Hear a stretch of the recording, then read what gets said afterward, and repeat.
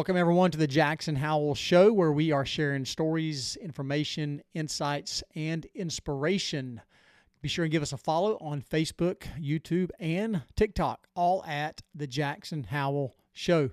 If you like what you see here, be sure and share it with others, friends, family, strangers. Love to hear your feedback in the comments on all the platforms. Be sure and get involved here. Again, we are focusing on inspiration, information on the local level in the Tri-County, Brantley, Ware, Pierce, and spreading there out into the 912 area code, the 229 area code, and then on up into Georgia as it pertains to different stories. And then we will also touch on some national stories. So again, love to hear your feedback. Get involved in the comments. We're going to do our best to have a good time here on the Jackson Howell Show.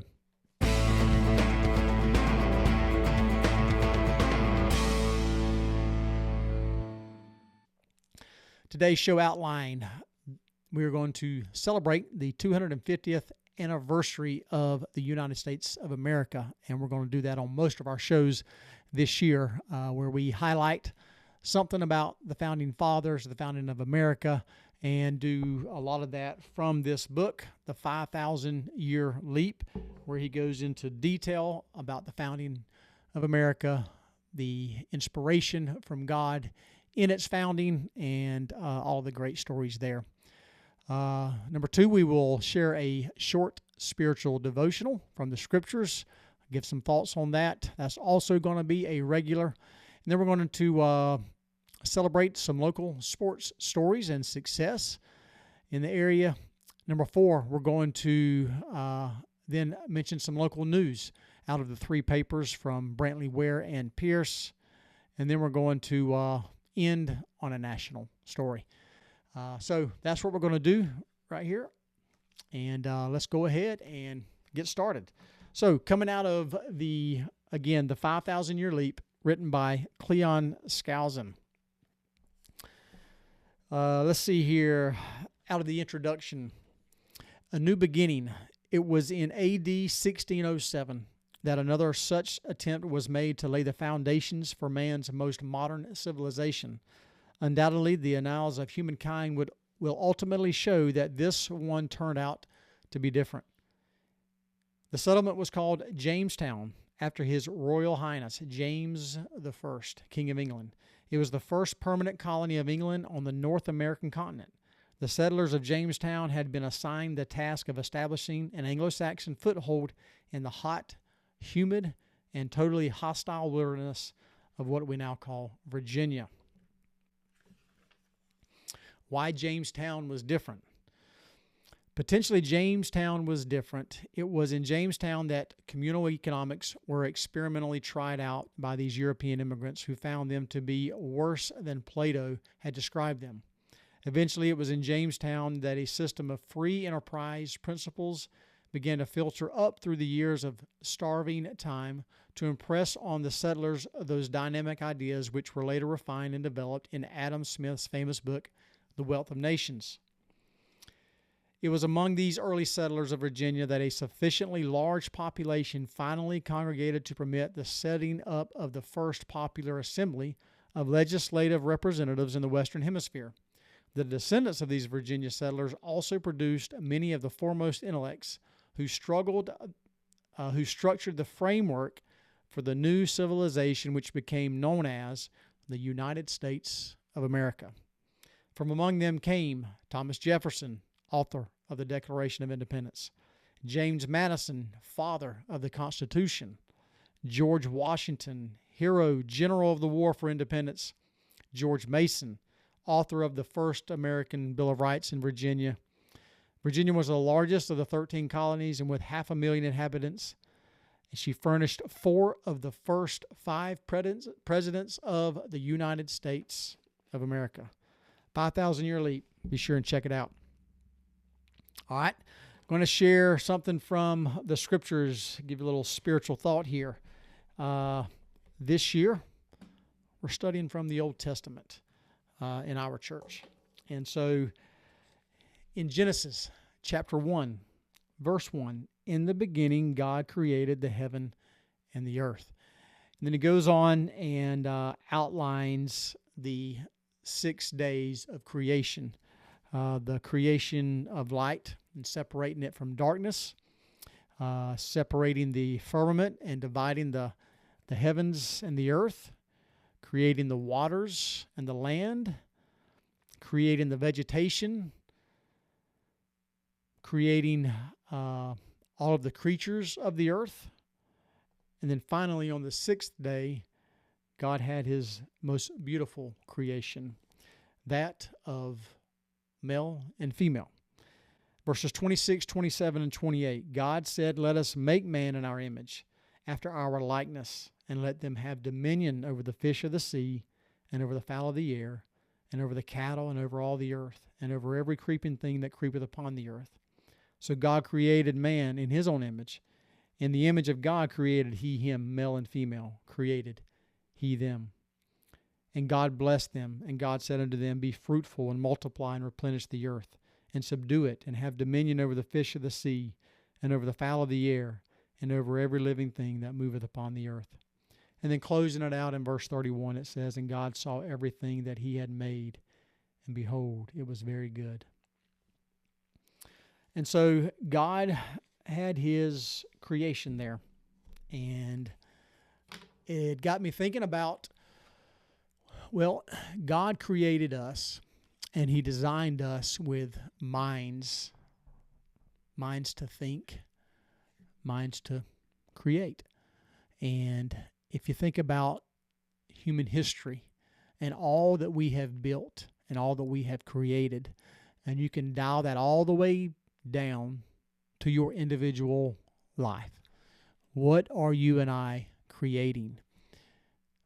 All the way down to what kind of atmosphere are we creating in our home?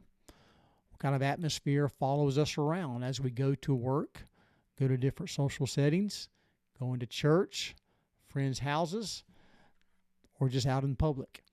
What kind of atmosphere do we create?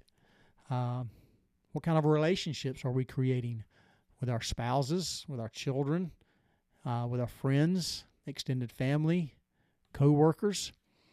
What kind of work product do we create? How much effort, how much thought do we put into it? And then just what are we creating on the side? What are we?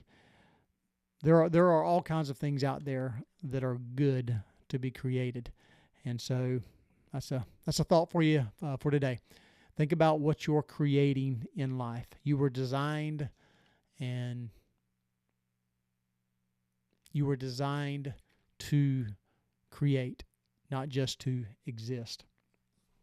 All right, so moving on to some sports celebrations. Going to start out by congratulating our Brantley County Herons boys wrestling team. They are area champions for Class A, Area 3. It's actually a back-to-back championship for them, as they won last year as well. So great job, Brantley County Herons, and to all the wrestlers and coaches. Secondly, here we've got the Lady Bears wrestling team, actually their first ever area championship for Class 2A, I believe it is. So a great job, Lady Bears. And then, of course, we have our Ware County Gator wrestling boys team here. They have captured their 12th area wrestling championship. It says region there, but I do believe it is area as well. So, hey, if you haven't ever had your children try wrestling, I highly encourage it. Pierce County, Ware County, Brantley County, anywhere around, there are recreation facilities, there are private institutions, and then, of course, you can get involved with the school starting all the way at the middle school level up through your high school level. So get your kids involved in some grappling sports. Highly recommend it. Adds to their confidence and just kind of working things out and everything. Make some good friendships and learn how to battle in life. So be sure and check out wrestling if you're looking for your kids to get involved in something. All right, moving on to local stories throughout the Tri-County area. We're going to start here in Brantley County. Joey Kaysen in a response to an inquiry with a 30-minute interview concerning the possibility of a data center replacing the controversial landfill in the eastern portion of the county between Atkinson and Waynesville. Kaysen did confirm that the county has been approached about a possible data center. However, there's been no formal application for a data center. So more on that to come. Moving over to Blackshear. Says county may withdraw support for the proposed Waycross bypass. As we know, that's been a hot topic over the last couple of months, and I actually released a couple of interviews, one with Ware County Commissioner John Tyndall and one with a Pierce County resident, Blake Edwards. That one's already up on the site on Facebook and YouTube. You can check out both of those interviews where we talk about the pros and cons of the bypass and talk about the growth of Waycross in the Tri-County area. So both of those gentlemen do a great job in answering questions and discussing.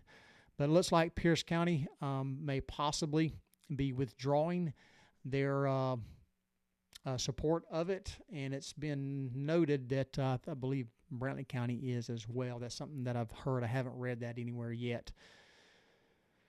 All right, moving on to Waycross area.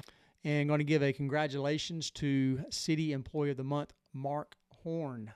He works for the Waycross Police Department. Here in the paper it says his greatest attribute is his exceptional ability to perform under the most extreme and stressful situations, remaining focused, decisive, and effective when it matters most. Waycross Police Department Chief Tommy Cox said in introducing Detective Horn, this quality was clearly demonstrated on May 7th, 2025, when Detective Horn, along with other officers, responded to a critical incident involving an overturned patrol vehicle submerged in the water. That overturned vehicle had State Patrol Trooper Justin Jones in there, and Detective Horn administered CPR and, along with other officers, rescued the trooper. So great job, Detective Horn. I also know that Mark is heavily involved in grappling sports and jiu-jitsu.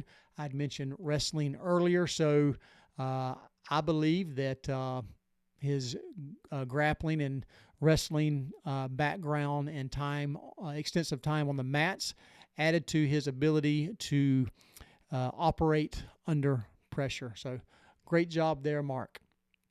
And moving on to the last topic of the day, national story. I believe what I want to touch on today is the situation in Iran that's going on there, where you've got the demonstrations, the protest, and the rebellion of the citizens there in Iran who are trying to topple the government, the regime there. I don't know all of the details. I do know that they were having issues with their currency. I know that they were experiencing hyperinflation, making things extremely expensive there. And so the people started protesting. And so that gets me, and of course, the U.S. is potentially getting involved. We know that President Trump, he has been vocal about his support of the demonstrations and the protests and rebellions and everything that's been going on over there. So I do believe a lot of people want to see the Iranian government fall because of its dictatorship there and the troubles there. So the question is how involved do we get? He runs on an America First agenda, and some people question, well, when you get involved in other conflicts outside of this country, you don't have an America First agenda. That's not necessarily the case. Same situation in Venezuela. And it's a hard thing to discuss and draw an opinion on because of all that is involved, all the people that are involved. But how much responsibility does America, who is a free country that is governed through a democratic republic, how much responsibility do we have in preserving and spreading freedom throughout the world? Not going to get into a whole lot of detail here today, but just food for thought, and would like to hear your comments and thoughts there. How much responsibility does America have in the world when it comes to spreading and preserving freedom? So, hope you enjoyed the show. Would love to hear your feedback and comments, local stories, or anything else additional that you'd like to have, and then any feedback that you have on the show. So, until next time, y'all keep on striving.